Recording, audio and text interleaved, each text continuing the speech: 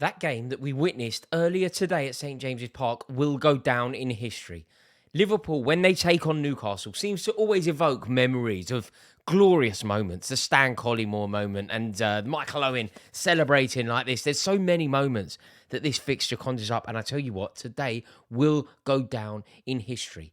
Liverpool were amazing. To come back the way that they did is truly sensational, and it actually does set the tone for the rest of the season. If they can use that result as a springboard, who knows where they could end up. I genuinely believe that the belief that was on display from Liverpool, the resilience that was on display from Liverpool, the desperation to succeed that was on display from Liverpool should worry Manchester City. I honestly think that what Liverpool achieved today could be a seminal moment in the season. You know, sometimes when you think back to title wins, generally speaking, these victories that happen in a season, they don't happen in August.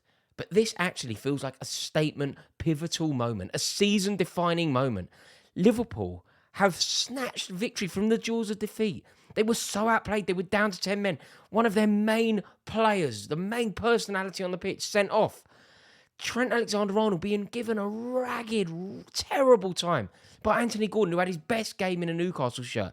Everything was going wrong, but suddenly, the devastating contribution from Darwin Nunez takes Liverpool to victory. They overturn a 1-0 deficit and they have claimed a famous but also courageous victory. It's just huge. And I don't think you can overstate quite how important it is. You think of super subs, and Liverpool as a club, you know, they know enough about super subs. Think about them as a club. Think about David Fairclough.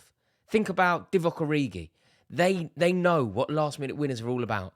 And they also know what super subs are all about. And let's face it, what Darwin Nunez is becoming. And sometimes when you call someone a super sub, it almost sounds a bit insulting, doesn't it? It sounds like you don't necessarily rate them, or you don't think they should be starting, or they're not good enough to start even, can be the slight. But Darwin Nunez is becoming a David Fairclough, Divock Origi figure. Because, look, I think he's a very good player.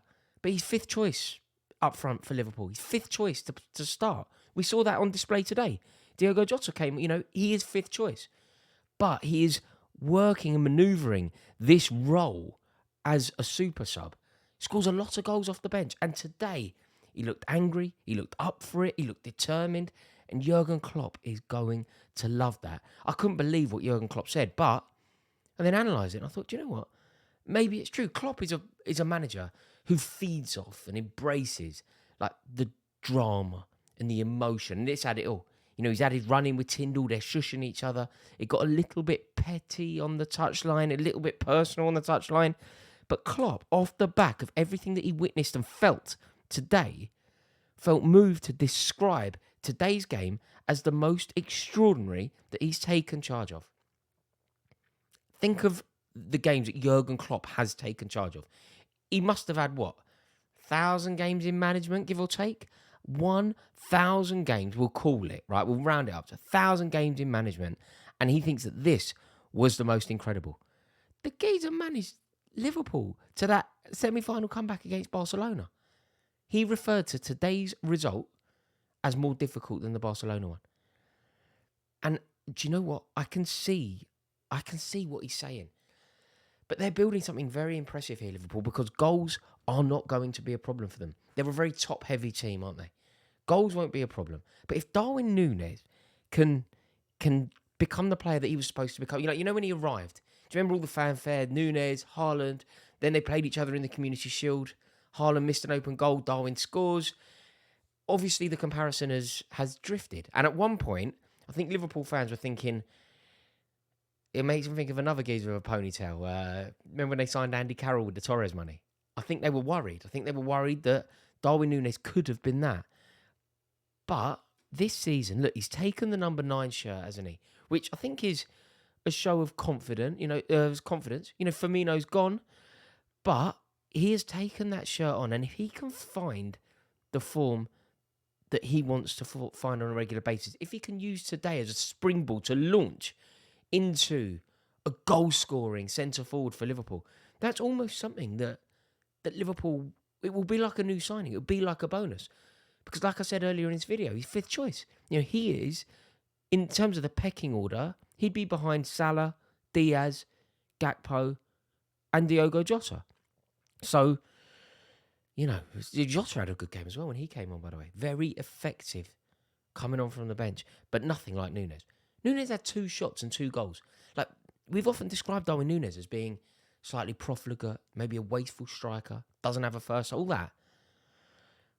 The quality of goals that he scored today, the ping, finding the in off the post twice, it's like exceptional.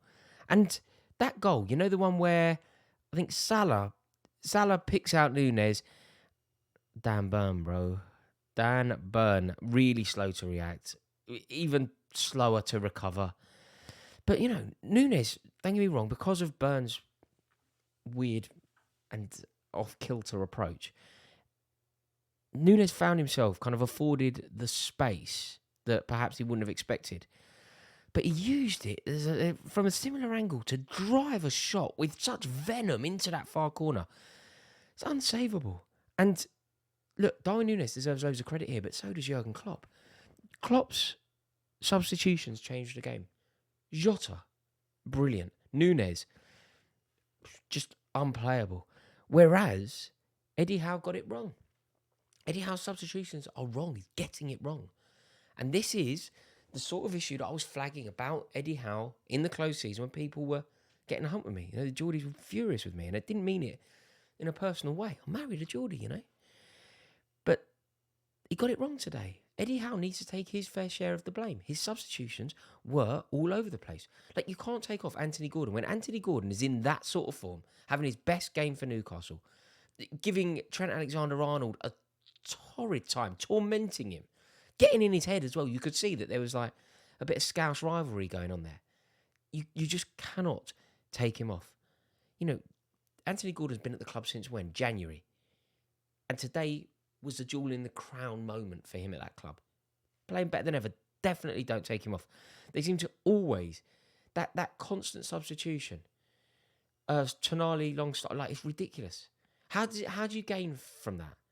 Tonali going off, how did Newcastle gain from that substitution? Are they more likely to score a second goal? Are they less likely to concede? It's a negative substitution, and it seems to be coming every week. And basically, you take off Gordon, you take off Tonali, it's really negative. And if you're that negative, you may end up paying the price. And that is what happened. Huge day for Liverpool. The only negative will be Virgil van Dijk. Van Dijk, I've seen it so many times, and I've gone round and round. The most recent time I've seen it, I feel like it was probably the correct decision, but he could be in trouble, Van Dijk, because you can clearly mouth what he says.